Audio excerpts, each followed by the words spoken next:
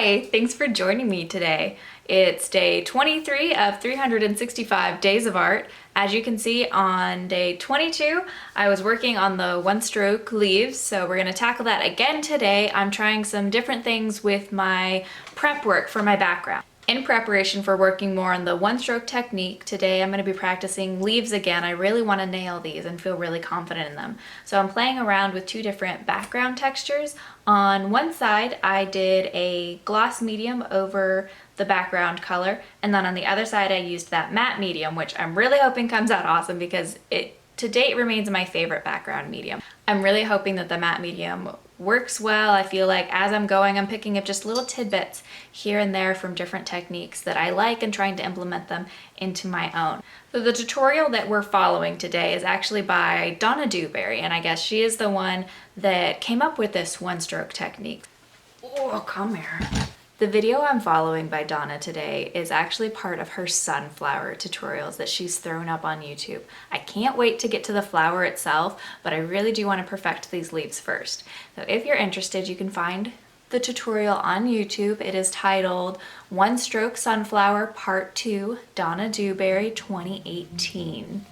That being said, I'm going to coax Nori off of my lap here, and let's get started painting. I'm using Arteza acrylics again, mid-yellow, yellow-green, and Prussian green.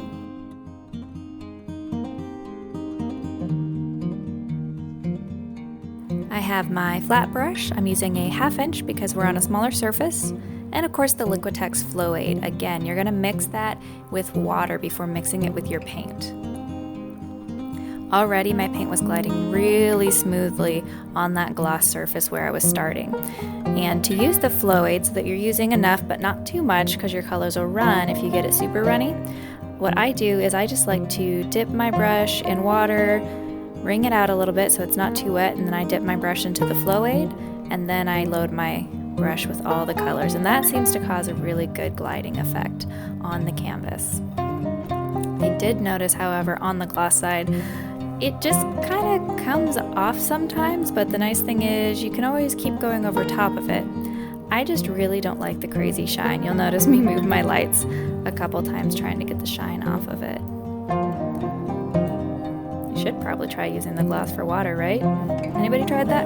Raise your hand, maybe. Already I had more fun on the matte side. The moment I started painting on it, it's just such a smooth, more even surface to paint on than the gloss. The gloss, when it dries, leaves some of those kind of crinkles in it, whereas the matte, it does a little bit, but it's not as noticeable because it is a matte medium. These leaves are just all about the little wiggles. Just wiggle it, right? Shake it off. Wiggle away your worries. That would be fun. Down. Let's wiggle away worries. See, you can change. I changed my lights again. I just want you guys to be able to see what's going on. Never be afraid to keep trying. And that's part of what I love about this technique too, is that you can kind of block in your leaves and then go back over them to get more definition, to get more of that blending color, to create some of those edges. Oh, those were so nice doing those leaves. Do you see that? Compare those leaves to the ones on the gloss. Oh, they came up so much nicer. And I know you're thinking, but Shanae, explain how you did it. I don't know. That's it, all done.